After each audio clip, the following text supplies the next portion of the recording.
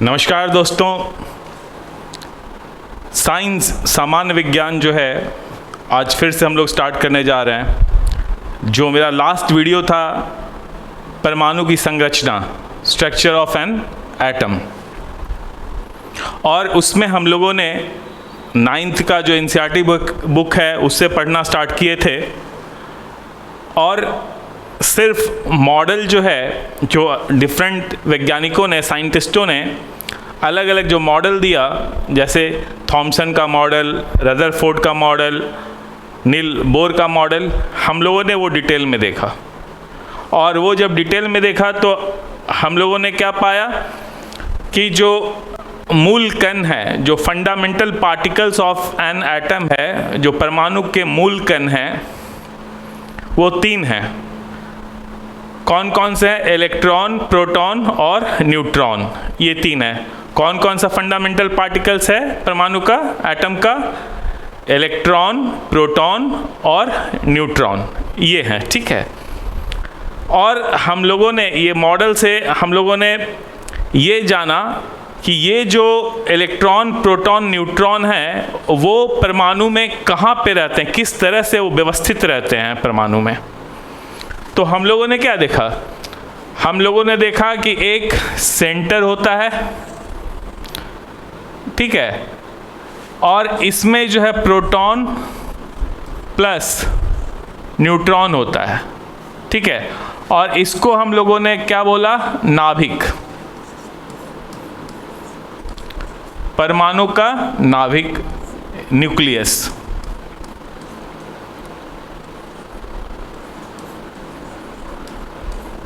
परमाणु का नाभिक, न्यूक्लियस।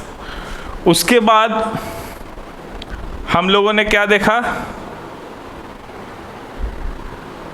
ये जो न्यूक्लियस है, जो नाभिक है, उसके चारों तरफ निश्चित कक्षा होता है, फिक्स्ड ऑर्बिट्स होते हैं। फिक्स्ड क्या होता है? ऑर्बिट्स होता है, इस तरह से, है ना, इस तरह से फिक्स्ड ऑर्बिट्स होते हैं। तो नाभिक में हम लोगों ने देखा था क्या रहता है? प्रोटॉन और न्यूट्रॉन, और इसी को हम लोग न्यूक्लियॉन्स भी कहते हैं। क्या कहते हैं? न्यूक्लियॉन्स भी कहते हैं। न्यूक्लियॉन जो न्यूक्लियस में होता है उसको न्यूक्लियॉन्स कहते हैं। तो क्या होता है? प्रोटॉन और न्यूट्रॉन। तो proton plus neutron is equal to nucleons.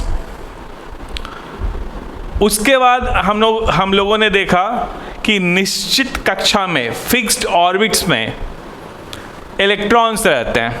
तो इसमें इलेक्ट्रॉन्स रहता है, ये इलेक्ट्रॉन्स है, इसमें इलेक्ट्रॉन्स रहता है,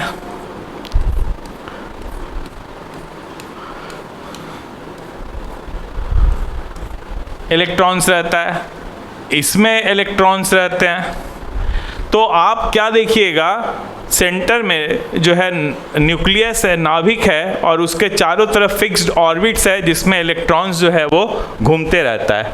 अपने ही निश्चित ऑर्बिट में, निश्चित कक्षा में, फिक्स्ड ऑर्बिट में इलेक्ट्रॉन्स घूमता है, और जिसके वजह से इलेक्ट्रॉन्स जो एनर्जी रिलीज नहीं करता है और परमाणु हमारा स्थायी और स्टेबल होता है।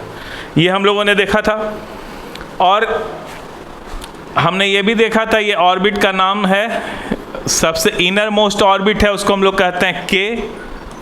एन इक्वल टू क्या होगा? 1, उसको एल के नाम से जानते हैं। और एन इक्वल टू 2, ये सेकेंड ऑर्बिट है। थर्ड जो है इसको हम लोग एम से दिखाते हैं, एन इक्वल टू 3। और ये जो 4, 1 है इसको एन कहते हैं, और इसका जो ऑर्बिट का संख्या है वो होगा 4। तो ये लार्जली हम लोगों ने देखा। अब इसके आगे हम लोग चलते हैं और जो इस चैप्टर का रिमेनिंग पार्ट है वो हम लोग कवर करेंगे। हम लोगों ने ये भी देखा था जो इलेक्ट्रॉन्स जो हैं वो विभिन्न कक्षाओं में, विभिन्न निश्चित कक्षाओं में जो है वो व्यवस्थित रहते हैं। तो किस तरह से ये सजे रहते हैं, किस तरह से ये व्यवस्थित रहते हैं, यानी कौन से ऑर्बिट में कितना इलेक्ट्रॉन जाएगा मैक्सिमम, उसके बारे में बोरबरी ने बताया और एक फॉर्मूला दिया। फॉर्मूला क्या था, कितना इलेक्ट्रॉन्स होगा, तो 2n²। n यहाँ पे क्या है, नंबर ऑफ ऑर्बिट, यानी कक्षा की संख्या। जैसे k है इनर मोस्ट, उसको 1 कहते हैं कक्षा संख्या। l जो होगा उसके बाद उसको 2 देते हैं, m को 3 देते हैं और n को 4 देते हैं, और इस तरह से जाएगा ये। तो हम लोगों ने ये देखा था, मान लिया k में कितना, जो k ऑर्बिट है, इनर मोस्ट ऑर्बिट है, उसमें कितने इलेक्ट्रॉन्स होंगे, तो n1 है, तो 2 1 और इसका स्क्वायर, तो कितना हो जाएगा, 2 × 1 = 2। यानी जो सबसे अंदर वाला कक्षा है न्यूक्लियस के जस्ट बाहर वाला, उसमें मैक्सिमम 2 इलेक्ट्रॉन्स रह सकते हैं, 2 से ज़्यादा इलेक्ट्रॉन्स नहीं हो सकता है। एक हो सकता है, जैसे हाइड्रोजन में एक ही इलेक्ट्रॉन होता है, तो वो इसी में आएगा सबसे पहले, ठीक है। जो अरेंजमेंट होता है, जो सजाया जाता है इलेक्ट्रॉन को, तो अंदर से बाहर की ओर, यानी सबसे पहले अंदर वाला कक्षा जो है उसमें इलेक्ट्रॉन्स जाएगा, वो जब भर जाएगा तो उसके अगले कक्षा में इलेक्ट्रॉन्स जाएगा, जब वो भी भर जाएगा तो उसके अगले कक्षा में इलेक्ट्रॉन्स जाएगा। तो इस तरह से आप देखिएगा इलेक्ट्रॉन्स जो है परमाणु के विभिन्न कक्षाओं में जो है भरते हैं। तो उस बोर एंड बरी, ठीक है।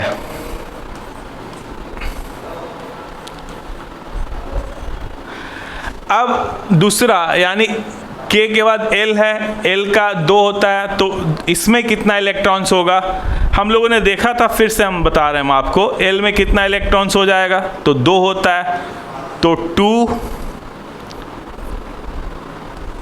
2 का स्क्वायर, तो 2 दूनी 4 हो गया, तो क्या हो जाएगा, 8 हो जाएगा। उसके बाद आप KLM, m थर्ड है, तो इसमें कितना होगा इलेक्ट्रॉन्स, तो 2 × 3 का स्क्वायर, तो क्या हो जाएगा, 2 और 3 × 9, यानी 9, 18 हो जाएगा। यानी इसमें 2, इसमें 8, इसमें मैक्सिमम m में कितना मैक्सिमम इलेक्ट्रॉन्स हो सकता है, 18 हो सकता है। मैक्सिमम कितना आप इलेक्ट्रॉन भर सकते हैं m में, तो 18 इलेक्ट्रॉन्स। थर्ड ऑर्बिट में जो है मैक्सिमम 18 इलेक्ट्रॉन हो सकते हैं। पहला में 2, दूसरे वाले में 8, तीसरे वाले में 18। अब हम लोग देखते हैं n में कितने इलेक्ट्रॉन्स होंगे, तो n का क्या हो जाएगा, 4 होगा, तो 2 × 4 का स्क्वायर, तो 2 × 4 × 16, 16 दूनी 32। यानी इस वाले में ये जो हमारा ऑर्बिट है n, ऑर्बिट संख्या 4, उसमें मैक्सिमम 32 इलेक्ट्रॉन्स हो सकते हैं। यानी इसमें 2, इसमें 8, इसमें 18, इसमें 32। तो इस तरह से जो है इलेक्ट्रॉन्स जो है अलग अलग कक्षाओं में भरते हैं, ठीक है।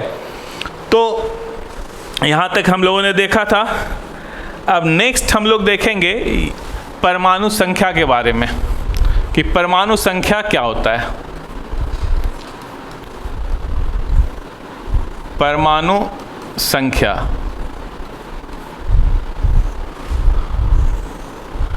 और परमाणु संख्या को हम लोग इंडिकेट किससे करते हैं, जेड से, जेड से दिखाते हैं, ठीक है।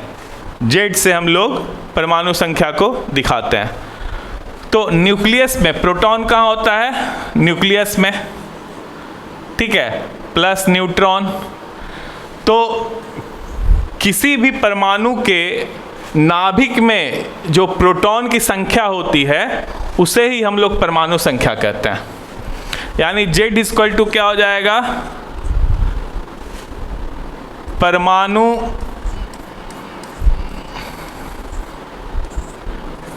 के नाभिक में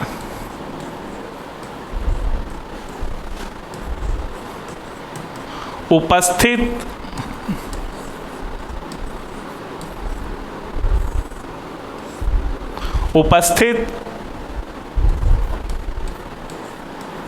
प्रोटॉनों की संख्या।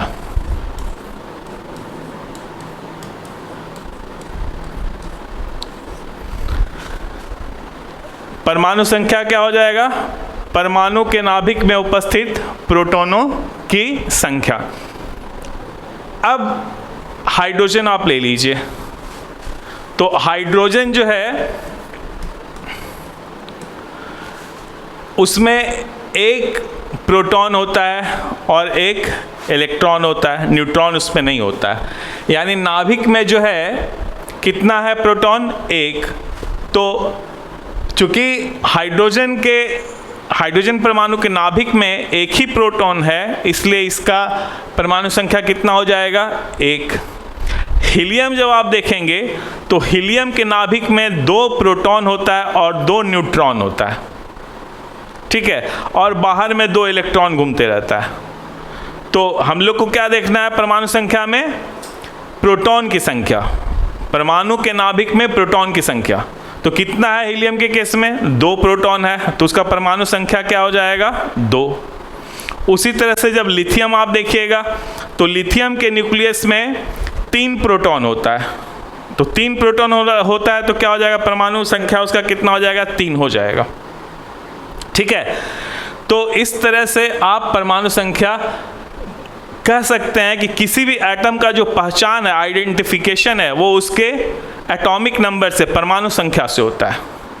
ये आपके एग्जाम में क्वेश्चन आ सकता है कि एटम का जो है पहचान, यानी उसका जो आइडेंटिफिकेशन है वो किसके द्वारा किया जा सकता है? तो ये एटॉमिक नंबर होगा, ठीक है।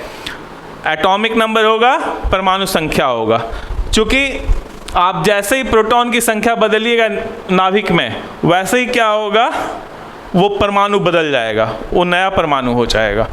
लेकिन जब आप इलेक्ट्रॉन्स देखेंगे तो इलेक्ट्रॉन्स को आप बाहर निकाल सकते हैं। मान लिया लिथियम ले लीजिए, यहाँ पे 2 है, K में और L में 1 इलेक्ट्रॉन है, तो इस इलेक्ट्रॉन को आप बाहर निकाल सकते हैं, तो वो हो जाएगा लिथियम प्लस लिथियम आयन।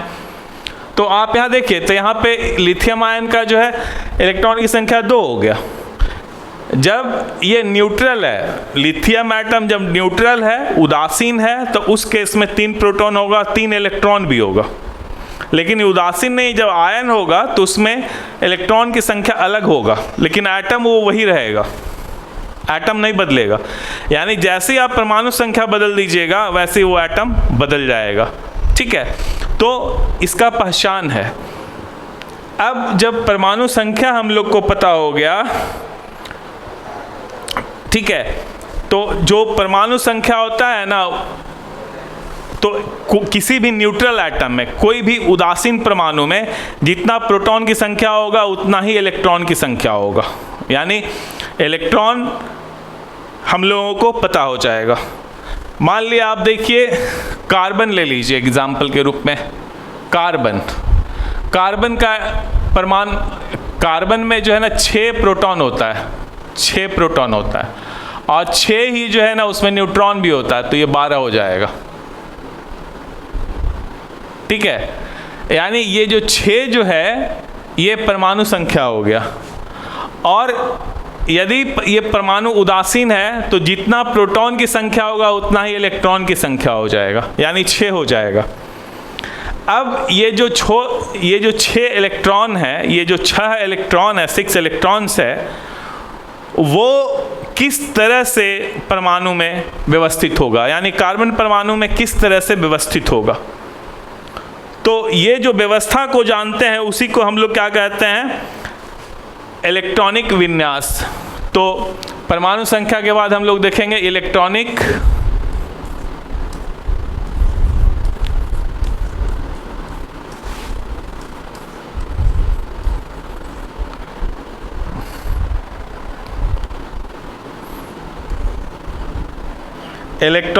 विन्यास।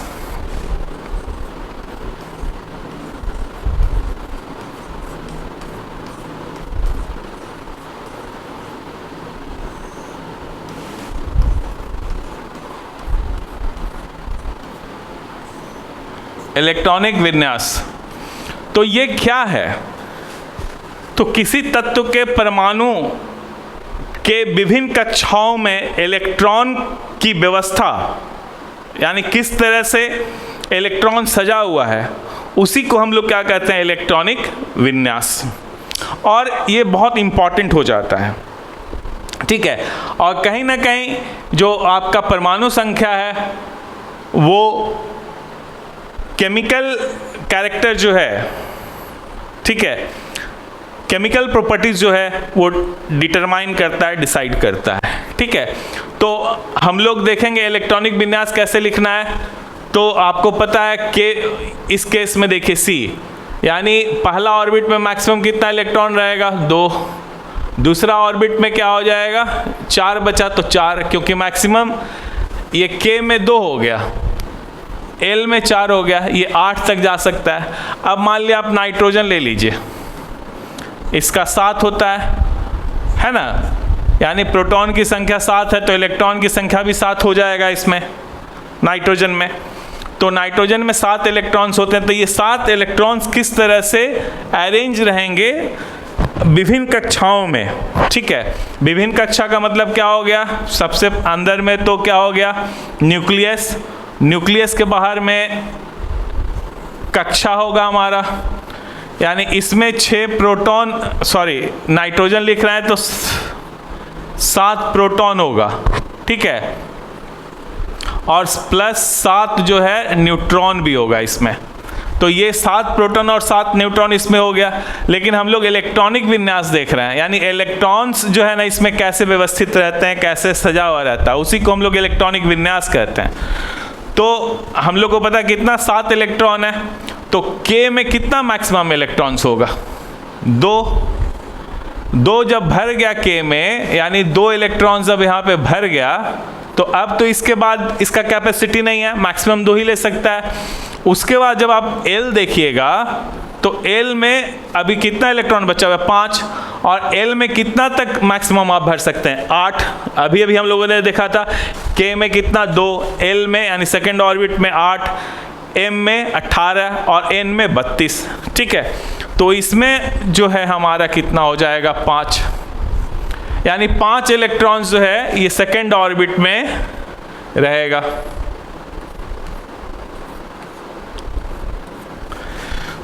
ठीक है, 1 2 3 4 5 6 7, तो इस तरह से ये सजेगा।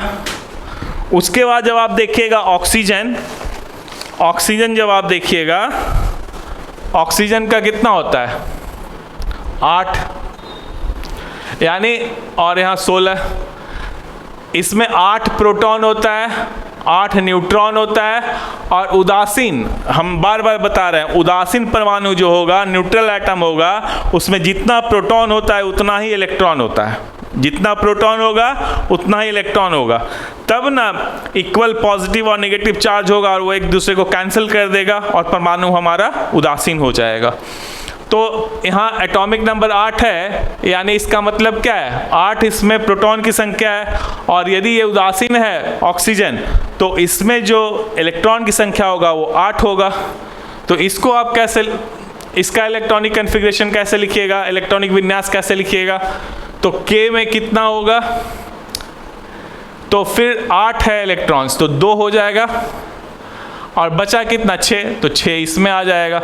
यानी न्यूक्लियस, न्यूक्लियस में 8 प्रोटॉन, 8 न्यूट्रॉन, उसके बाद बाहर में जो कक्षा है इसमें 2 इलेक्ट्रॉन K में, और उसके बाद L होगा, L में कितना? 6 इलेक्ट्रॉन, तो 6 इलेक्ट्रॉन इसमें रहेगा।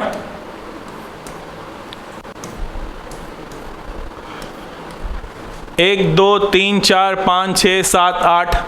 तो इस तरह से हम लोग क्या करते हैं? इलेक्ट्रॉनिक कन्फिग्रेशन लिखते हैं। और इसी तरह से आप फ्लोरीन का, फिर नियॉन का, इन सब का लिख सकते हैं, ठीक है।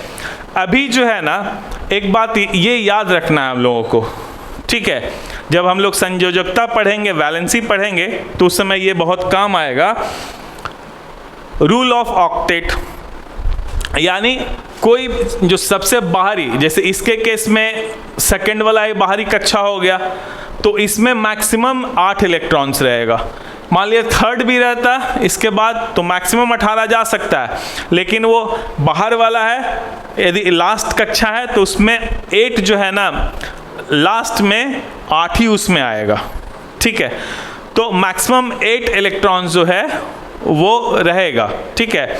यानी उसको न्यूट्रल होने के लिए, अक्रिय होने के लिए उसका ऑक्टेट फुल होना चाहिए। यदि 8 इलेक्ट्रॉन उसमें रहेगा तो वो जो भी मेटल है या नॉन मेटल है या कुछ भी है, यूजुअली नॉन मेटल ही जो है ना, जो गैस है वही अक्रिय गैस है, ठीक है।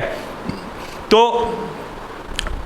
इनर्ट गैस जिसको हम लोग कहते हैं, तो ये जो है हमारा जिसका भी लास्ट ऑर्बिट जो है ना फील्ड रहता है, जैसे हीलियम के केस में 2 ही हो सकता है मैक्सिमम, उसका तो परमाणु संख्या ही 2 है, और 2 में उसका लास्ट भर जाता है, तो वो भी क्या होता है, अक्रिय हो जाता है, यानी वो केमिकल रिएक्शन में भाग नहीं लेता है, वो स्टेबल हो जाता है। उसी तरह से जब आप नियॉन देखेंगे तो 10 होता है, तो 2 और 8 लास्ट में है, तो ये भी हमारा क्या हो गया, अक्रिय हो जाएगा, ये भी स्टेबल हो जाएगा, न्यूट्रल हो जाएगा, ये भी केमिकल रिएक्शन में भाग नहीं लेगा, ठीक है। तो ये हो गया इलेक्ट्रॉनिक विन्यास के बारे में। नेक्स्ट इलेक्ट्रॉनिक विन्यास, इलेक्ट्रॉनिक कॉन्फ़िगरेशन आपने देखा। देखिए हम 9th के लिए बता रहे हैं इसलिए, नहीं तो इसमें बहुत सारे प्रिंसिपल्स हैं, और इसका एक जो है ना, आप कहेंगे तो इलेक्ट्रॉनिक कॉन्फ़िगरेशन पे वो सारा बता देंगे कैसे इलेक्ट्रॉनिक कॉन्फ़िगरेशन लिखा जाता है, लेकिन आपके एग्ज़ाम पर्पस के लिए यहाँ काफ़ी है, इसलिए हम यहाँ पे ही छोड़ रहे हैं। यदि आप चाहेंगे तो आप कमेंट कीजिएगा, मैं आपको अच्छे से बता दूंगा होन्स रूल, ऑफ बाउ प्रिंसिपल, ये सब कुछ बताएंगे, और फिर बताएंगे कैसे जो है ना डिटेल इलेक्ट्रॉनिक कॉन्फ़िगरेशन जो है आप लिख सकते हैं, ठीक है। तो अगला जब आप देखिएगा द्रव्यमान संख्या, परमाणु संख्या, आप नेक्स्ट जो है ना वो देखिएगा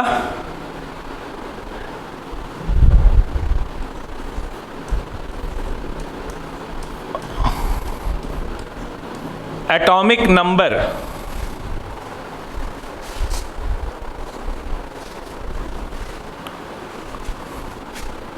एटॉमिक नंबर हो गया, अब मास नंबर हम लोग देखेंगे, द्रव्यमान संख्या,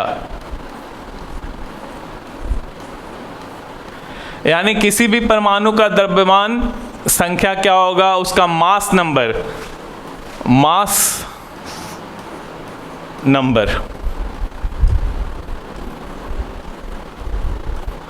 और इसको हम लोग ए से दिखाते हैं, इसको हम लोग किससे दिखाते हैं, ए से, कैपिटल ए से।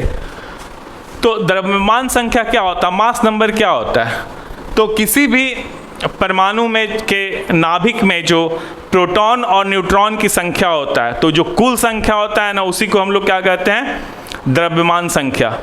यानी number of protons plus neutrons present in the nucleus of an atom is called mass number.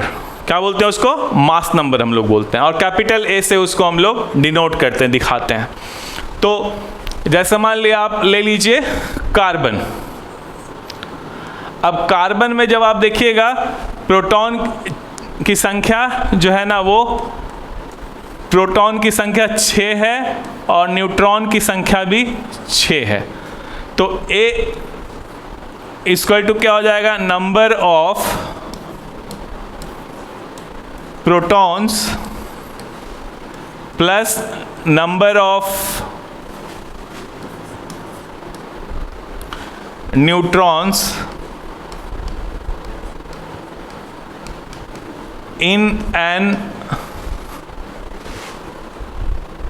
in a nucleus of an atom, ये हो जाएगा।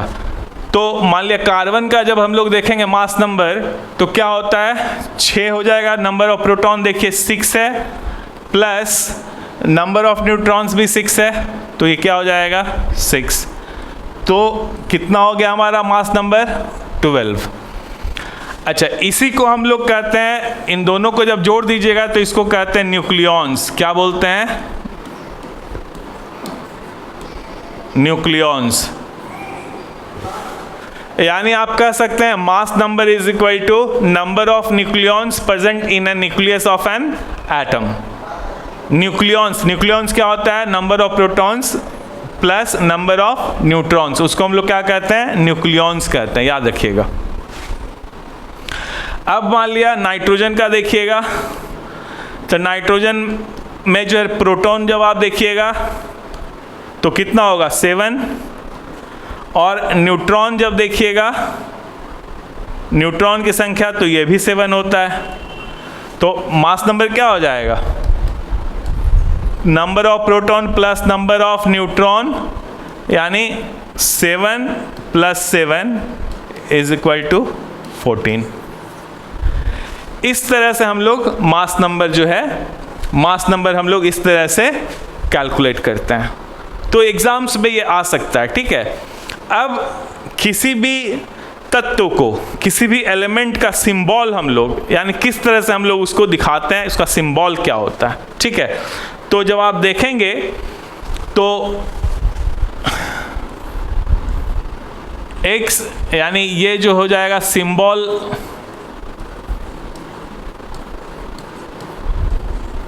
ऑफ एन एलिमेंट, और नीचे में हम लोग एटॉमिक नंबर दिखाते हैं और ऊपर में मास नंबर लिखते हैं। यानी ये मास नंबर है और ये एटॉमिक नंबर है, ये सिंबल ऑफ एन एलिमेंट है। इसको हम लोग कहते हैं नंबर ऑफ एटॉमिक नंबर और नंबर ऑफ प्रोटॉन्स, यानी एटॉमिक नंबर।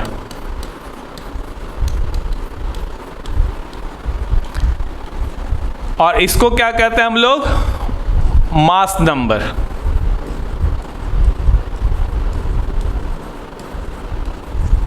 ये नंबर ऑफ न्यूट्रॉन्स नहीं है, ये मास नंबर है। मास नंबर का मतलब क्या हो गया? P + N, number of protons plus number of neutrons. तो किसी भी आप एलिमेंट को इस तरह से दर्शाते हैं, इस तरह से हम लोग दिखाते हैं। अब जैसे मान लिया कार्बन आप ले लीजिए, तो X के जगह पे क्या हो जाएगा? C, यानी इसका सिंबल है कार्बन का। Z क्या होता है? नंबर ऑफ प्रोटॉन्स कितना होता है? 6 होता है, तो 6 हो जाएगा। अब मास नंबर इसका कितना होता है? 12। यानी ये कार्बन बता रहा है, ये इसका नंबर ऑफ प्रोटॉन्स बता रहा है, और ये उसका मास नंबर यानी A बता रहा है। अब इससे मान लिया आपके एग्जाम्स में पूछता है क्वेश्चन कि ये दे देगा और पूछेगा कि बताओ इसमें नंबर ऑफ इलेक्ट्रॉन्स कितना है। तो आपको पता होना चाहिए जितना नंबर ऑफ प्रोटॉन्स होता है उतना ही नंबर ऑफ इलेक्ट्रॉन्स होता है, तो आप बता दीजिएगा 6। एग्जाम्स में ऐसे ही बहुत भारी क्वेश्चंस कॉम्पिटिटिव एग्जामिनेशंस में नहीं आता है। इनका मेन पर्पस होता है आपका नॉलेज चेक करना कि आपको प्रारंभिक ज्ञान है कि नहीं, मतलब जो एक साइंस का हल्का फुल्का ज्ञान होना चाहिए, नॉलेज होना चाहिए, वो है कि नहीं। तो उस तरह से बहुत डिफिकल्ट नहीं करेगा, बड़ा सिंपल वे में पूछेगा। फिर आपसे पूछ सकता है कि नंबर ऑफ न्यूट्रॉन्स बताओ। नंबर ऑफ न्यूट्रॉन्स, जैसे ये सिंबल दे देगा, पूछेगा इसमें न्यूट्रॉन कितना है, तो आपको पता है ये क्या है? A है, और ये हमारा क्या है? Z है। तो A इज इक्वल टू क्या होता है? Z + N, यही ना नंबर ऑफ प्रोटॉन्स है। P + N होता है ना, तो P के जगह पे Z लिख सकते हैं हम लोग। तो ये निकालने के लिए क्या हो जाएगा? Number of neutron equal to A - Z, यानी 12 - 6, आंसर क्या हो जाएगा? 6। यानी इसमें कितना न्यूट्रॉन है? 6 न्यूट्रॉन्स है। तो ये क्वेश्चंस आपके एग्जाम्स में, कोई भी कॉम्पिटिटिव एग्जामिनेशंस हो उसमें ये आता है, ठीक है। ये सिंबल दे देगा या नंबर ऑफ इलेक्ट्रॉन्स दे देगा, नंबर ऑफ प्रोटॉन्स दे देगा, और फिर आपसे ये सब जो है ना मास नंबर या एटॉमिक नंबर या नंबर ऑफ इलेक्ट्रॉन्स या नंबर ऑफ प्रोटॉन्स या नंबर ऑफ न्यूट्रॉन्स पूछ सकता है, ठीक है। दूसरा एक एग्जाम्पल हम लोग ले लेते हैं नाइट्रोजन का। तो इसमें नाइट्रोजन हो गया, ये इसका क्या हो गया? एटॉमिक नंबर Z हो गया, और 14 जो है ये इसका मास नंबर हो गया, ये A हो गया। ये Z हो गया। अब इसमें पूछ सकता है नंबर ऑफ इलेक्ट्रॉन्स बताओ, तो 7 हो जाएगा, जो प्रोटॉन की संख्या वही इलेक्ट्रॉन की संख्या, 7 हो गया। अब पूछ सकता है कि इसमें न्यूट्रॉन का नंबर बताओ, तो 14 माइनस 7 इज इक्वल टू 7, ठीक है। A minus Z is equal to N। तो इस तरह से हम लोग जो है मास नंबर पता कर सकते हैं, ठीक है। अब आपको मास नंबर पता हो गया, आपको एटॉमिक नंबर पता हो गया, आपको इलेक्ट्रॉनिक कॉन्फ़िगरेशन कैसे लिखते हैं वो पता हो गया। अब नेक्स्ट पार्ट में हम लोग चलते हैं। जब आप नेचर में देखिएगा ना, तो एक ही तत्व के कई तरह के परमाणु पाए जाते हैं, ठीक है। जैसे जब हाइड्रोजन देखिएगा तो प्रकृति में, नेचर में हाइड्रोजन का 3 जो है ना फॉर्म है, 3 फॉर्म उसका पाया जाता है, प्रोटियम, ड्यूटेरियम और ट्राइटियम, ये 3 है।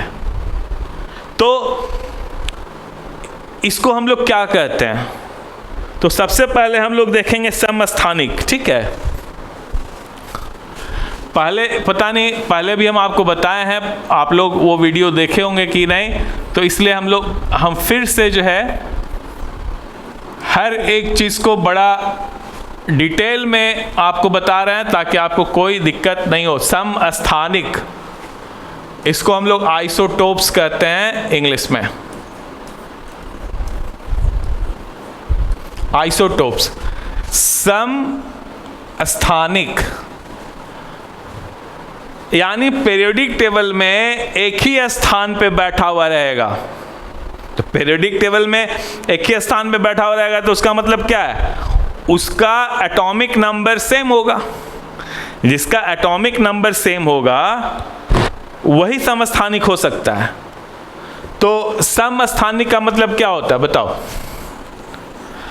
तो समस्थानिक यानी वैसे तत्वों के परमाणु, वैसे तत्वों के परमाणु जिनकी परमाणु संख्या सेम होता है, समान होता है, परंतु मास नंबर अलग अलग होता है, यानी द्रव्यमान संख्या जो है वो अलग अलग होगा। तो उसको हम लोग क्या कहते हैं? समस्थानिक। यानी समान क्या होगा? परमाणु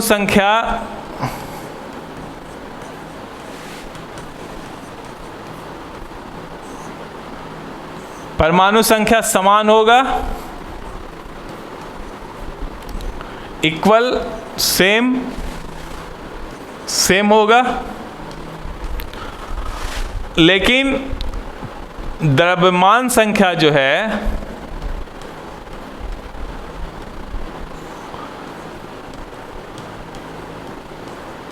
वो भिन्न भिन्न होगा, अलग अलग होगा, भिन्न भिन्न होगा। एक ही तत्व के परमाणु होंगे, ये याद रखिए। एक ही तत्व के अलग अलग परमाणु में एटॉमिक नंबर, परमाणु संख्या सेम होगा, समान होगा, परंतु मास नंबर यानी द्रव्यमान संख्या वो अलग अलग होगा। तब इसे हम लोग क्या कहते हैं? समस्थानिक। अब उदाहरण के रूप में आप ले लीजिए, उदाहरण। अच्छा, तो द्रव्यमान संख्या कब अलग होगा? प्रोटॉन तो सेम है, तो न्यूट्रॉन अलग अलग होगा। यानी समस्थानिक में प्रोटॉन की संख्या सेम होता है लेकिन न्यूट्रॉन की संख्या अलग अलग होता है। एग्जाम में इस तरह से भी ट्रिकी बनाने के लिए पूछ सकता है कि समस्थानिक में क्या सेम होता है, क्या अलग अलग होता है। तो परमाणु में जो है प्रोटॉनों की संख्या क्या होगा? सेम होगा, यानी एटॉमिक नंबर सेम होगा, लेकिन न्यूट्रॉन की संख्या अलग अलग होगा। न्यूट्रॉन की संख्या अलग अलग होगा। जब न्यूट्रॉन की संख्या अलग अलग होगा तब क्या होगा? द्रव्यमान संख्या अलग अलग हो जाएगा, यानी द्रव्यमान संख्या अलग अलग होगा। तो एग्जाम्पल आप ले लीजिए, हाइड्रोजन ले लेते हैं। तो हाइड्रोजन को हम लोग 3 तरह से, इसका 3 फॉर्म है, ठीक है। ये 3 आइसोटोप्स हैं हाइड्रोजन के। हाइड्रोजन के कितने नेचर में प्रेजेंट है आइसोटोप्स? 3 है। एक तो जो है यहाँ पे देखिए, एक प्रोटॉन है और मास नंबर भी एक ही है, यानी इसमें न्यूट्रॉन की संख्या 0 होता है। हाइड्रोजन ही एक ऐसा परमाणु है जिसमें न्यूट्रॉन की संख्या 0 होता है। इसके बाद जितना आप देखिएगा सब में एक कम से कम न्यूट्रॉन होगा ही। ये भी क्वेश्चन याद रखना है आप लोगों को। हाइड्रोजन इकलौता ऐसा परमाणु है जिसमें न्यूट्रॉन की संख्या 0 होता है, ठीक है। तो यहाँ पे जब आप देखिएगा तो मास नंबर 2 हो गया है और ये परमाणु संख्या 1 है। ये देखिए आप ऊपर में देखिए 1 2 3, ये तीनों अलग अलग है। मास नंबर, ये मास नंबर बताता है, द्रव्यमान संख्या बताता है। ये आप क्या देख रहे हैं, अलग अलग है, लेकिन ये देखिए सेम है ना। तो यानी न्यूट्रॉन की संख्या अलग अलग है। इसमें 0 न्यूट्रॉन है, इसमें 1 न्यूट्रॉन है और इसमें 2 न्यूट्रॉन है। तो इसको हम लोग कहते हैं हाइड्रोजन या प्रोटियम। ये हमारा हो गया ड्यूटेरियम और ये हमारा ट्राइटियम है। ये अलग अलग है, ठीक है। उसी तरह से जब आप देखिएगा दूसरा एग्जाम्पल देख लीजिए कार्बन का। Carbon C6 12 6 14। यहाँ देखिए द्रव्यमान संख्या क्या अलग अलग है और परमाणु संख्या सेम है, समान है। तो ये भी आइसोटोप्स है, यानी प्रकृति में जो है ये आइसोटोप्स, 2 आइसोटोप्स जो है वो कार्बन का एग्जिस्ट कर रहा है, ठीक है। इसमें जब आप देखिएगा न्यूट्रॉन की संख्या 6 होगा, 12 - 6 6, 14 - 6 8। इसमें जब देखिएगा न्यूट्रॉन की संख्या 8 होगा, यानी प्रोटॉन की संख्या सेम है इसमें, लेकिन न्यूट्रॉन की संख्या अलग अलग है। तो इसे ही हम लोग क्या कहते हैं, समस्थानिक कहते हैं। और भी एग्जाम्पल है, आप क्लोरीन का भी एग्जाम्पल देख सकते हैं। क्लोरीन 17, ये 35 हो जाएगा और क्लोरीन 17 37। देखिए मास नंबर अलग अलग है, यानी द्रव्यमान संख्या अलग अलग है और परमाणु संख्या सेम है। यहाँ पे कितना है, 18 है, ठीक है। और यहाँ पे कितना है, 20 है। इसमें 18 न्यूट्रॉन की संख्या है, इसमें 20 न्यूट्रॉन की संख्या है, न्यूट्रॉन अलग अलग है। तो इस तरह से जब आप देखिएगा समस्थानिक यानी आइसोटोप्स एक ही तत्व में अलग अलग भिन्न भिन्न परमाणु होते हैं। तो परमाणु जो होगा कब आइसोटोप्स होगा, जब उसका नंबर ऑफ प्रोटॉन्स सेम होगा लेकिन नंबर ऑफ न्यूट्रॉन्स अलग अलग होगा। यानी परमाणु संख्या सेम होगा लेकिन द्रव्यमान संख्या अलग अलग होगा। तो इसको हम लोग क्या कहते हैं, समस्थानिक। अब इसमें एक बात याद रखना है हम लोगों को, चूंकि जब आप देखिएगा तो जो भार है, यानी किसी भी एलिमेंट का, किसी भी परमाणु का जब आप देखिएगा, किसी भी एलिमेंट का जब आप देखिएगा, उसका रासायनिक गुण और भौतिक गुण, यानी केमिकल प्रॉपर्टीज और फिजिकल प्रॉपर्टीज। तो केमिकल प्रॉपर्टीज जो है ना वो डिपेंड करता है किसके ऊपर में, नंबर ऑफ प्रोटॉन्स के ऊपर में, ठीक है। तो चूंकि नंबर ऑफ प्रोटॉन सेम है तो जो आइसोटोप्स होंगे उनका केमिकल प्रॉपर्टीज सेम होगा, याद रखना है। रासायनिक गुण आइसोटोप्स के सेम होंगे, लेकिन जो भार है, जो घनत्व है और भी दूसरे भौतिक गुण जो है, फिजिकल प्रॉपर्टीज जो है, बॉइलिंग पॉइंट है, मेल्टिंग पॉइंट है, ये सब जो है, ये सब डिपेंड करता है उसके मास नंबर पे।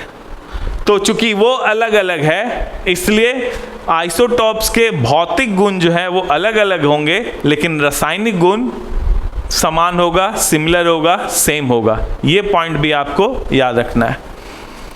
उसके बाद जब आप देखिएगा आइसोटोप्स का उपयोग जो है, आइसोटोप्स के काफ़ी यूजेस हैं।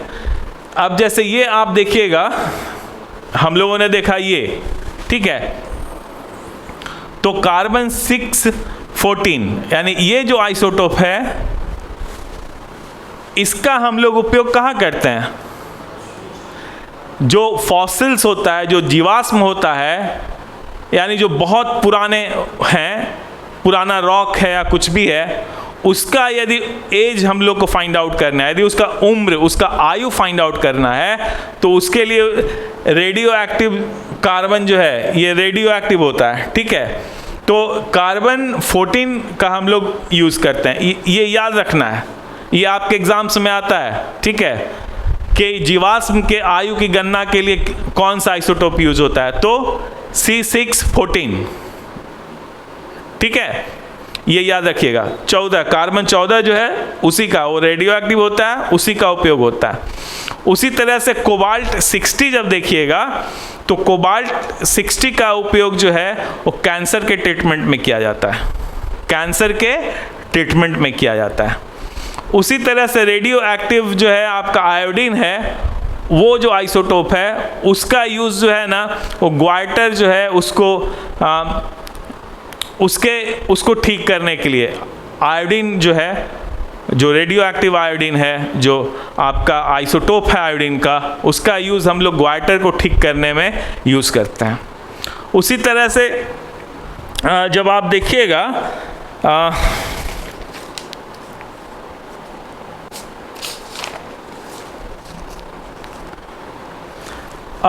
फॉसिल का आपने देख लिया। उसके बाद हम लोग आजकल जान रहे हैं एटॉमिक एनर्जी बनाने की बातें चल रही है, बन भी रहा है। तो जो एटॉमिक एनर्जी जो है, यानी जो रिएक्टर्स में जो आप फ्यूल डालते हैं, वो होता है यूरेनियम 235, वो भी आइसोटोप है यूरेनियम का, यूरेनियम 235 रेडियो आइसोटोप है।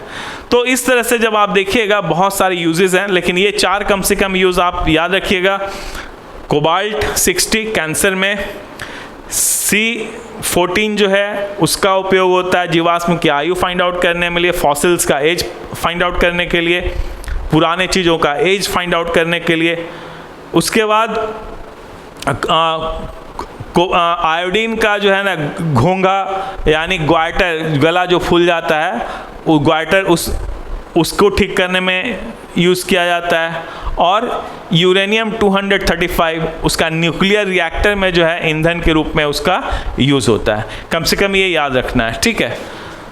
तो ये था समस्थानिक के बारे में। मुझे लगता है कि काफ़ी डिटेल में हम आपको बता दिए, और इसका समस्थानिक का ये आपके एग्जाम्पल पूछ सकता है, ठीक है, कि कौन इसमें से समस्थानिक है, ये एग्जाम्स में आता है। तो ये याद रखना, समस्थानिक में आपको देख लेना है एटॉमिक नंबर सेम होगा, सेम एलिमेंट का एटम होगा, ठीक है, अलग अलग नहीं होगा। जैसे कार्बन है तो कार्बन ही रहेगा, हाइड्रोजन है तो हाइड्रोजन ही रहेगा, आयोडीन है तो आयोडीन ही रहेगा, क्लोरीन है तो क्लोरीन ही रहेगा। उसको हम लोग कहते हैं समस्थानिक और आइसोटोप। उसके बाद जब आप देखिएगा दूसरा समभारिक,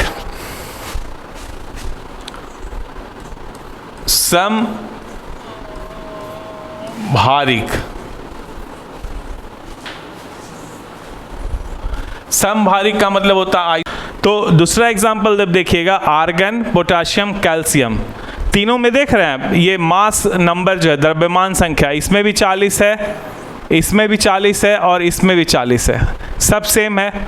और यहाँ पे एटॉमिक नंबर देखिए अलग अलग है, परमाणु की संख्या, ये जो है आपका परमाणु भी अलग अलग हो गया, अलग अलग एलिमेंट का परमाणु है, ठीक है। तो इसको हम लोग क्या कहते हैं, आइसोबार्स। आप यहाँ नंबर ऑफ प्रोटॉन्स देखिए 18 है, 19 है, 20 है, नंबर ऑफ प्रोटॉन्स अलग अलग है, एटॉमिक नंबर अलग अलग है, लेकिन मास नंबर सेम है। यानी जब एटॉमिक नंबर अलग अलग होगा और मास नंबर सेम होगा, तो वैसे तत्वों के परमाणु को हम लोग क्या कहते हैं, समभारिक और आइसोबार्स। अगला हम लोग देखेंगे आइसो न्यूट्रॉनिक, सम न्यूट्रॉनिक, ठीक है।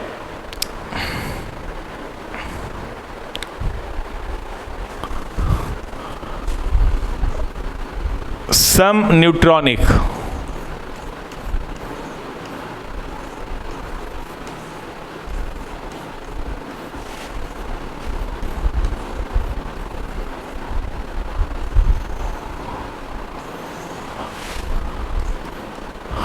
आइसो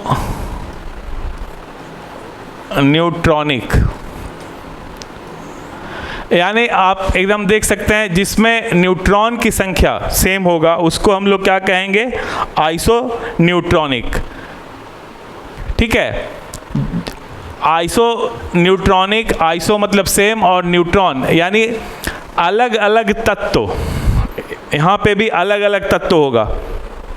अलग अलग तत्व के न्यूक्लियस में अलग अलग न्यूट्रॉन जब होगा तब उसे हम लोग क्या कहेंगे, आइसो न्यूट्रॉनिक और सम न्यूट्रॉनिक हम लोग उसको कहेंगे। ठीक है, तो और जब एग्जाम्पल आप लोग देखिएगा तो कार्बन, नाइट्रोजन, ऑक्सीजन, ठीक है,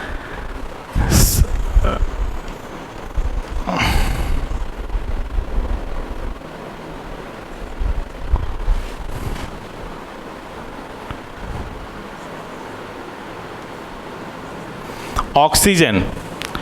अब इसमें देखिए ये क्या हो गया हमारा, प्रोटॉन की संख्या, यानी क्या देख रहे हैं आप, इसमें 6 प्रोटॉन है और 14 इसका क्या है, मास नंबर। तो 14 में से 6 घटाइएगा तो कितना होगा, 8। यानी ये न्यूट्रॉन कितना हो गया, 8। यहाँ पे 15 में से 7 घटाइएगा तो ये भी 8, यानी न्यूट्रॉन की संख्या यहाँ पे भी 8। प्रोटॉन, ठीक है, जब एटॉमिक, ये मास नंबर से जब एटॉमिक नंबर घटाइएगा तो ये क्या देगा हमारा, न्यूट्रॉन की संख्या। तो यहाँ पे भी जो है हमारा न्यूट्रॉन की संख्या हो गया। तो आप देख रहे हैं इसमें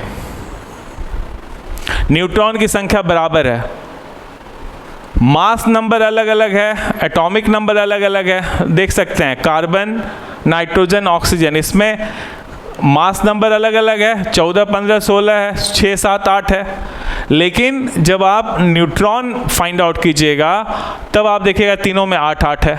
तो चूंकि इसमें इसके तीनों के न्यूक्लियस में 8, 8 इलेक्ट्रॉन है, यानी न्यूट्रॉन, सॉरी इलेक्ट्रॉन नहीं, न्यूट्रॉन, चूंकि न्यूट्रॉन की संख्या, जो न्यूक्लियस में न्यूट्रॉन की संख्या तीनों में, कार्बन में भी, नाइट्रोजन में भी और ऑक्सीजन में भी, तीनों में 8, 8 है। इसलिए इसको हम लोग कहेंगे आइसो न्यूट्रॉनिक और सम न्यूट्रॉनिक। तो ये हो गया सम न्यूट्रॉनिक। तो सम न्यूट्रॉनिक मान लीजिए एग्जाम्स में आप पूछे इस तरह से, तो आप देख लीजिएगा, न्यूट्रॉन की संख्या निकाल लीजिएगा और यदि सभी में न्यूट्रॉन की संख्या बराबर रह गया तो वो हो जाएगा सम न्यूट्रॉनिक और आइसो न्यूट्रॉनिक। तो ये हो गया इसके बारे में। अगला हम लोग देखेंगे संयोजकता, जिसको हम लोग वैलेंसी भी कहते हैं, संयोजकता। इसी को हम लोग वैलेंसी कहते हैं।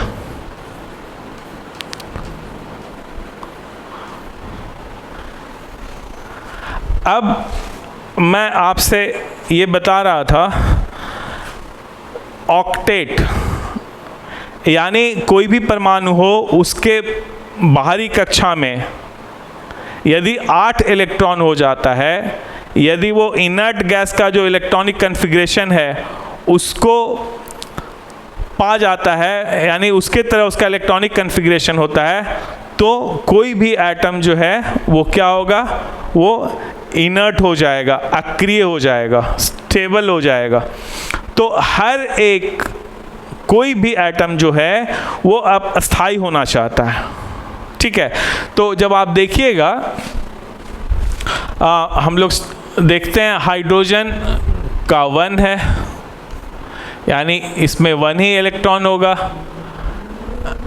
हीलियम इसमें 2 है, इसमें 2 इलेक्ट्रॉन्स है, यानी ये भर गया, 2 ही इलेक्ट्रॉन, मैक्सिमम 2 ही हो सकता है के में, तो ये जो है भर गया। अब इसमें ना इलेक्ट्रॉन बाहर से आ सकता है, ठीक है, तो इसलिए ये भी इनर्ट हो जाता है, अक्रिय हो जाता है, इनर्ट, अक्रिय। उसी तरह से लिथियम जब आप देखिएगा तो 3 होता है, तो 2 और 1 होगा, लिथियम के बाद बेरिलियम जब देखिएगा 4 तो 2 और 2 होगा, बोरॉन 5 2 और 3 होगा, बेरिलियम बोरॉन कार्बन 6 2 और 4 होगा, नाइट्रोजन 7 2 और 5, ऑक्सीजन 8 2 और 6, फ्लोरीन 9 2 और 7, नियॉन 10 2 और 8। अब देखिए यहाँ पे एक ये वाला देखिए और दूसरा ये हीलियम देखिए, इसमें भी इसका डबलेट पूरा है, यानी हीलियम के लास्ट जो ऑर्बिट है के है और उसमें मैक्सिमम हम लोग 2 ही इलेक्ट्रॉन्स उसमें हो सकता है और 2 का 2 इसमें है, यानी अब ये जो है ना स्टेबल हो गया, अक्रिय हो गया, ठीक है। उसी तरह से जब नियॉन को देखिएगा तो 2 है और ये 8 है, लास्ट जो है आपका ऑर्बिट उसमें 8 है, तो ऑक्टेट इसका फुल हो गया, तो ये भी इनर्ट हो गया।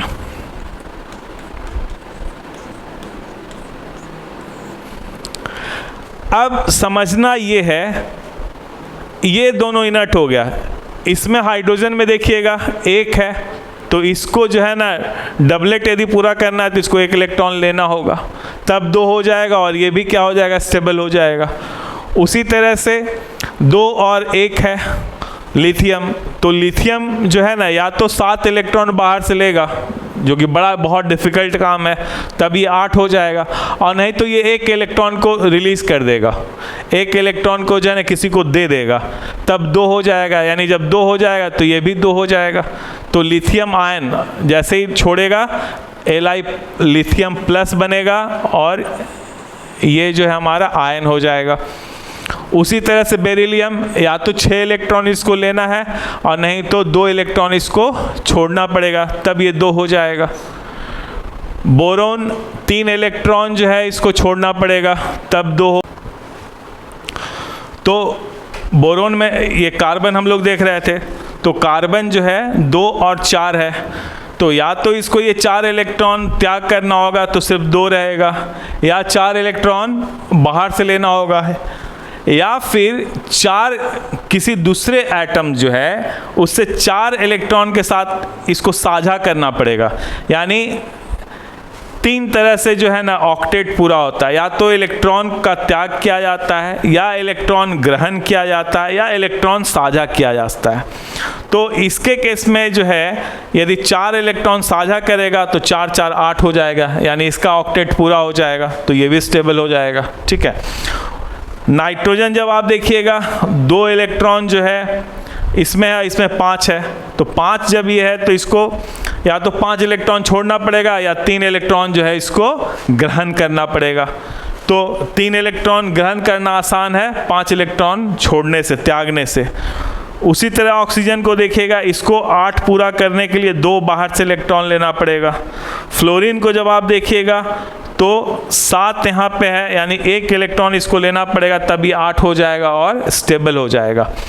यानी कहना मेरा ये है कि कोई भी जो एटम है ना वो अस्थिर होने के लिए, स्टेबल होने के लिए, या तो यानी अपना ऑक्टेट पूरा करने के लिए, ठीक है, और लिथियम हीलियम के केस में डबलेट पूरा करने के लिए जो है या तो इलेक्ट्रॉन का त्याग करता है, या इलेक्ट्रॉन ग्रहण करता है, और या इलेक्ट्रॉन साझा करता है। तो ये जो प्रॉपर्टी है, ये जो एलिमेंट का, तत्व का, परमाणु का जो है ग्रहण करना या इलेक्ट्रॉन ग्रहण करना, ठीक है, इलेक्ट्रॉन ग्रहण करना या इलेक्ट्रॉन त्याग करना या इलेक्ट्रॉन साझा करना, इसी को हम लोग क्या कहते हैं, संयोजकता कहते हैं। क्या कहते हैं हम लोग, संयोजकता कहते हैं। यानी किसी तत्व का परमाणु जितने इलेक्ट्रॉन्स का त्याग करता है, ग्रहण करता है या साझा करता है स्टेबल होने के लिए, स्थायी होने के लिए, उसी को हम लोग क्या कहते हैं, उस परमाणु का, उस तत्व का जो है संयोजकता कहते हैं। ठीक है, क्या कहेंगे, संयोजकता कहेंगे। अब जैसे एग्जाम्पल यहाँ पे हीलियम, यहाँ पे 2 है,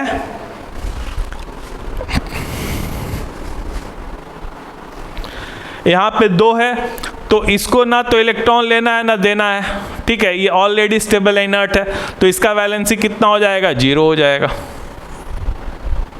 ठीक है, लेकिन यहाँ पे इसको 2 पूरा करने के लिए 1 इलेक्ट्रॉन बाहर से लेना पड़ेगा। हाइड्रोजन को जो है 1 इलेक्ट्रॉन लेना पड़ेगा। ठीक है, तो जैसे ही 1 इलेक्ट्रॉन लेगा ये हाइड्रोजन आयन हो जाएगा और इसका 1 + 1 2 हो जाएगा। यानी स्टेबल होने के लिए बाहर से ग्रहण कितना इलेक्ट्रॉन कर रहा है, 1 इलेक्ट्रॉन कर रहा है ग्रहण। तो जो 1 इलेक्ट्रॉन ग्रहण कर रहा है, इसी को हम लोग हाइड्रोजन का संयोजकता कहेंगे, यानी वैलेंसी कहेंगे। यानी हाइड्रोजन का वैलेंसी कितना हो गया, 1 हो गया। उसी तरह से जब लिथियम देखिएगा तो 7 इलेक्ट्रॉन ग्रहण करना बड़ा डिफिकल्ट काम है। ठीक है, लेकिन ये 1 इलेक्ट्रॉन छोड़ना आसान है। तो ये अब 1 इलेक्ट्रॉन छोड़ देगा, छोड़कर ये लिथियम आयन बन जाएगा। तो यानी क्या हो गया, ये इसका 2 रह जाएगा इसके पास में, यानी ये भी हीलियम की तरह इसका इलेक्ट्रॉनिक कन्फिग्रेशन हो जाएगा, यानी ये भी स्टेबल हो गया। यानी कितना इलेक्ट्रॉन का त्याग कर रहा है ये, 1 इलेक्ट्रॉन का। तो 1 इलेक्ट्रॉन का त्याग कर रहा है, तो इसका संयोजकता या वैलेंसी कितना हो गया, 1 हो गया। उसी तरह से जब बेरिलियम देखिएगा, इसको 2 इलेक्ट्रॉन का त्याग करना पड़ेगा, 2+ हो जाएगा। 2 त्याग कर रहा है, तो इसका ये स्टेबल होने के लिए 2 इलेक्ट्रॉन का त्याग कर रहा है, तो इसलिए इसका वैलेंसी कितना हो जाएगा, 2 हो जाएगा। उसी तरह से जब बोरोन देखिएगा, इसको कितना इलेक्ट्रॉन छोड़ना है, 3 छोड़ना है। जब 3 छोड़ना है तो क्या हो जाएगा, इसका संयोजकता वैलेंसी कितना हो जाएगा, 3 हो जाएगा। जैसे ही 3 छोड़ेगा तो यहाँ पे, अब कार्बन के केस में देखिएगा 2 और 4 यहाँ पे, यानी 4 इसको चाहिए, तो 4 ये क्या करता है, साझा करेगा। ये सब त्याग कर रहा था, 4 जो है वो साझा करेगा, तो साझा करेगा तो 4 इलेक्ट्रॉन इसके पास में आ जाएगा। तो कितना इलेक्ट्रॉन साझा कर रहा है, 4 कर रहा है, तो इसलिए कार्बन का वैलेंसी कितना होता है, 4। और हम लोग जानते हैं कार्बन टेट्रावैलेंट होता है। कार्बन के ऊपर में पूरा ऑर्गेनिक केमिस्ट्री हम लोगों को पढ़ना है। तो कार्बन जो है उसका वैलेंसी कितना होता है, 4 होता है। क्यों, क्योंकि इसे स्टेबल होने के लिए 4 इलेक्ट्रॉन इसको साझा शेयर करना पड़ता है। ठीक है, इस दूसरे एटम से जो है शेयर करना पड़ता है, तो इसलिए जो है इसका वैलेंसी 4 हो गया। अब नाइट्रोजन देखिएगा, यहाँ पे 5 है, तो ये या तो 5 छोड़े या 3 ले। तो इसके लिए आसान क्या है, 3 लेना 5 छोड़ने से। तो ये 3 जो है ना लेगा, तो लेगा तो इसके ऊपर में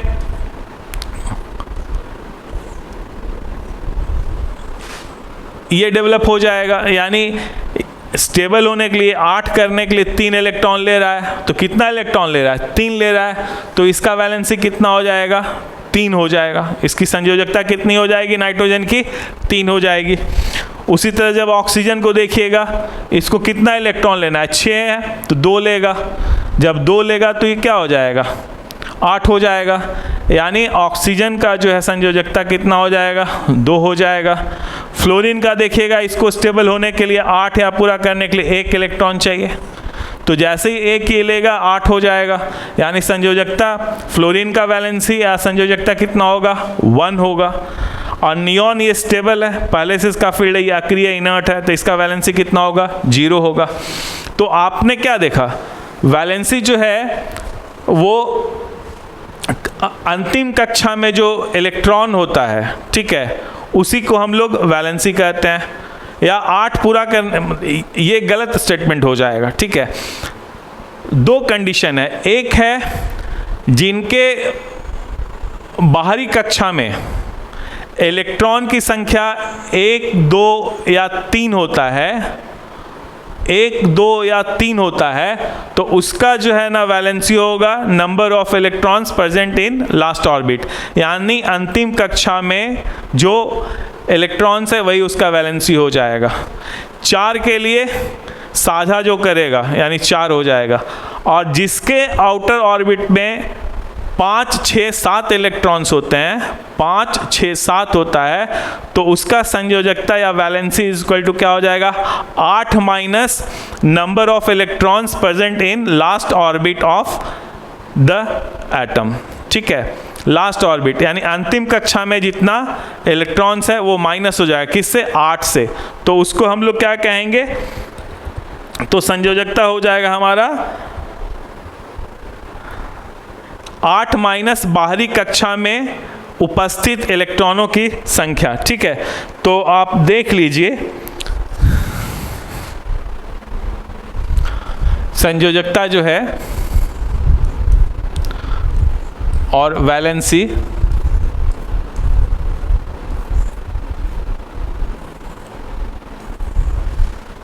ठीक है। वैसे परमाणु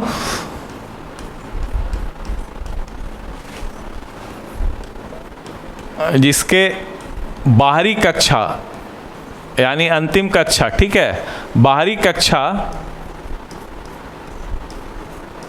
में 1, 2, 3 इलेक्ट्रॉन्स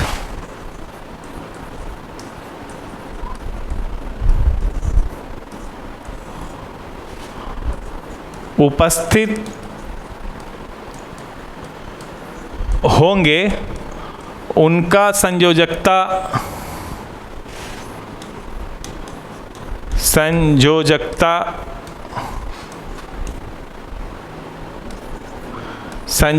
इज इक्वल टू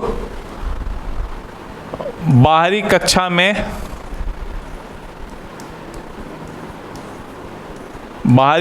में उपस्थित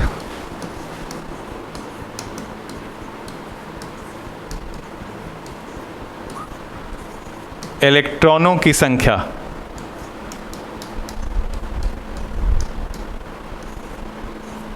इलेक्ट्रॉनों की संख्या, ठीक है, ये उसका वैलेंसी या संयोजकता हो जाएगा। अब जैसे सोडियम ले लीजिए, सोडियम का कितना होता है, 11। तो इसका जब आप इलेक्ट्रॉनिक कन्फिग्रेशन लिखेंगे 2, 8, 1, तो 7 लेना होगा या 1 छोड़ना होगा। तो हम आपसे कह रहे हैं कि बाहरी कक्षा में यदि 1, 2, 3, तो बाहरी कक्षा में 1 है, तो इसका वैलेंसी क्या हो जाएगा, बाहरी कक्षा में उपस्थित इलेक्ट्रॉनों की संख्या। तो कितना बाहरी कक्षा में है, अंतिम कक्षा में 1 है, तो इसका वैलेंसी क्या हो जाएगा, सोडियम का 1 हो जाएगा। मैग्नीशियम जब आप देखिएगा, यानी ये 1 इलेक्ट्रॉन त्याग करके जो है ना सोडियम आयन बन जाएगा। मैग्नीशियम देखिएगा 12 होता है, इसको कैसे लिखेंगे, 2, 8, 2। बाहरी कक्षा में 2 इलेक्ट्रॉन है, तो यही वाला फॉर्मूला लगेगा, यानी बाहरी कक्षा में उपस्थित जो इलेक्ट्रॉन की संख्या तो 2 है, तो इसका वैलेंसी 2 हो जाएगा।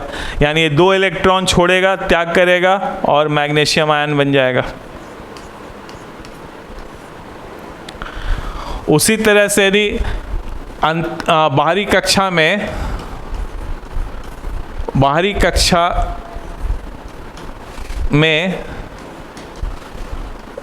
5, 6 या 7 इलेक्ट्रॉन जब होगा,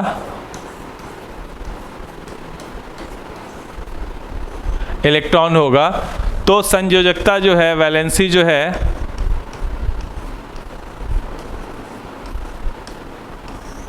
इज इक्वल टू 8 माइनस बाहरी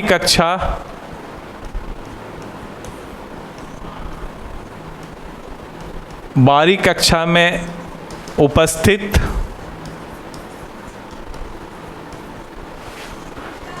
इलेक्ट्रॉनों की संख्या।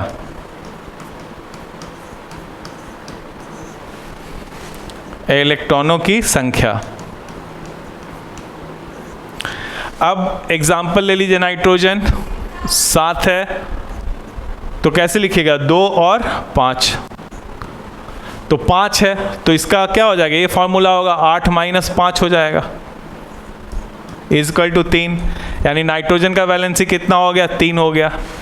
ऑक्सीजन जब लिखिएगा 8, 2 और 6, ठीक है, तो लास्ट में 6 है, 6 यदि है तो ये फॉर्मूला लगेगा, यानी 8 माइनस 6, तो वैलेंसी ऑक्सीजन का क्या हो गया 2, यानी 2 इलेक्ट्रॉन लेगा और ये आयन बन जाएगा, ये 3 इलेक्ट्रॉन लेगा और आयन बन जाएगा।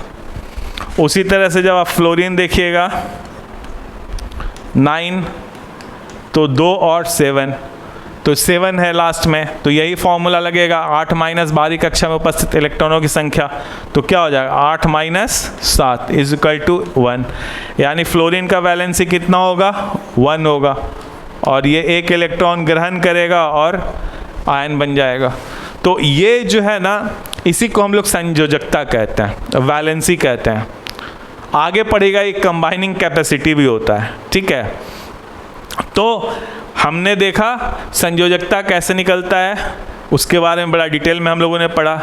मुझे लगता है आप एकदम बिल्कुल क्लियर हो गए होंगे, और एग्ज़ाम में यदि ऑब्जेक्टिव क्वेश्चन आता है और पूछता है कि सोडियम का वैलेंसी कितना होगा, तो आप निकालने के कंडीशंस में होंगे, आप बता पाएंगे कितना होता है। ऐसे तो 18 तक जो है, यानी 20 तक, कैल्शियम तक याद ही कर लीजिए कि इसका वैलेंसी कितना होता है, निकाल के रख लीजिए और फिर वो जो है आप याद कर लीजिए, या एनसीईआरटी के बुक में दिया हुआ है वहाँ से भी हम लोग पढ़ सकते हैं।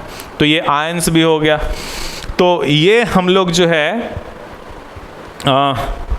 हम लोगों ने पढ़ा आज। अब हम एनसीईआरटी बुक से तुरंत आपको दिखा देते हैं, ठीक है, इसके बारे में।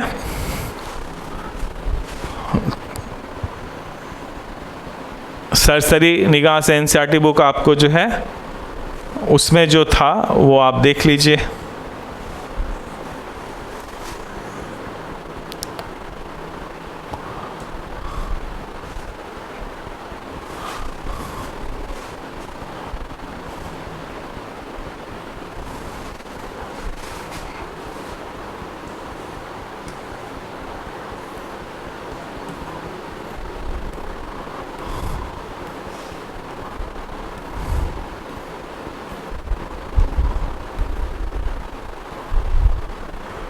संयोजकता देखिए यहाँ पे लिखा हुआ है, इसको पढ़ लीजिएगा एनसीईआरटी की किताब से।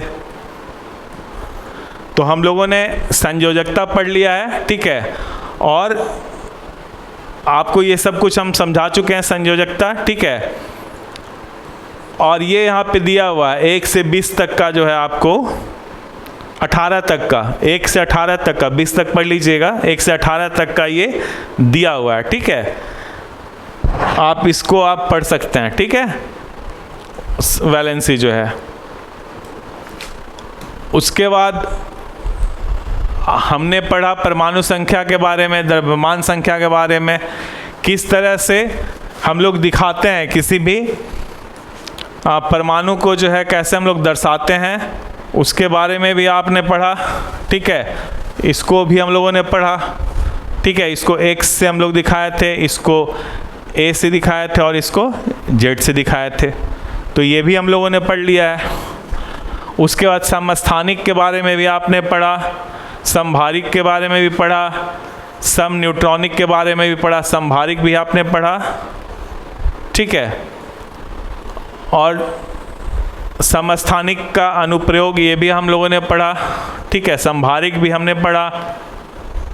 देखिए, घेघा रोग के इलाज में आयोडीन के समस्थानिक का उपयोग होता है, कैंसर के उपचार में कोबाल्ट 60 के समस्थानिक का उपयोग होता है, यूरेनियम के एक समस्थानिक का उपयोग परमाणु भट्ठी में ईंधन के रूप में होता है, यूरेनियम 235, ये याद रखना, एग्जाम्स में आ सकता है। तो हम लोगों ने ये सब पढ़ा यहाँ पे, ठीक है।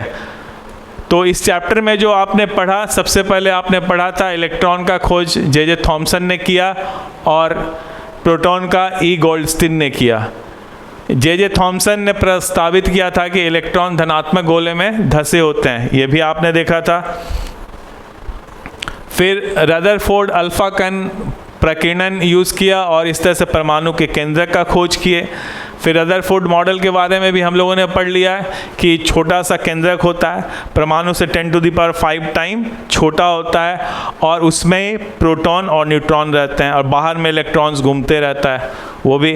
फिर नील बोर के द्वारा, चूँकि रदरफोर्ड स्टेबिलिटी, एटम के स्टेबिलिटी के बारे में नहीं बता पाए थे, तो नील बोर ने आके स्टेबिलिटी को बताया कि जो इलेक्ट्रॉन होता है वो अपने निश्चित कक्षा में घूमता है, यानी जो उसका एनर्जी है उसी में वो घूमता है, तो वो कोई एनर्जी रिलीज नहीं करता है, इसलिए वो स्टेबल होता है। और सबसे अंदर वाला ऑर्बिट का सबसे कम ऊर्जा होगा, एनर्जी होगा, और जैसे जैसे बाहर जाएंगे एनर्जी लेवल बढ़ते जाता है। ठीक है, ये आपने देखा। फिर चैडविक जो है न्यूट्रॉन का खोज किया, वो भी हम लोगों ने देखा। फिर परमाणु के कक्षों का जो नाम दिया गया वो क्या, KLMN, ये कक्षा नंबर 1, कक्षा नंबर 2, 3, 4, ये भी हम लोगों ने देखा। संयोजकता परमाणु की संयोजन शक्ति है, ये भी हम लोगों ने देखा। एक तत्व के परमाणु संख्या केंद्रक में विद्यमान प्रोटॉनों की संख्या के बराबर होती है, ये भी हमने देखा। परमाणु की द्रव्यमान संख्या केंद्रक में विद्यमान न्यूक्लियनों की संख्या के बराबर होती है, हमने ये भी पढ़ा। समस्थानिक एक ही तत्व के परमाणु हैं जिनकी द्रव्यमान संख्या भिन्न भिन्न होती है, हमने ये भी पढ़ा। संभारिक वे परमाणु हैं जिनकी द्रव्यमान संख्या समान लेकिन परमाणु संख्या भिन्न भिन्न होती है। तत्वों को उनके प्रोटॉनों की संख्या के आधार पर परिभाषित किया जाता है, यानी उसका जो आइडेंटिफिकेशन है वो क्या है परमाणु का, उसका प्रोटॉनों की संख्या है, परमाणु संख्या है। तो इस तरह से ये चैप्टर हमारा खत्म हुआ। आपको कोई भी डाउट है इसमें कहीं से भी तो आप पूछिएगा। यदि और डेप्थ में, इन डेप्थ आप चाहते हैं तो बताइएगा, तो हम और इन डेप्थ में जाएंगे। खास करके इलेक्ट्रॉनिक कन्फिग्रेशन लिखने का बहुत सारे रूल्स वगैरह हैं, यदि आप चाहेंगे, आप बोलेंगे तो फिर मैं आपको वो भी बताऊंगा कैसे लिखा जाता है। तो आज हम लोग यहीं पे रुकते हैं, ठीक है। अगले वीडियो में फिर मिलेंगे, तब तक के लिए गुड नाइट।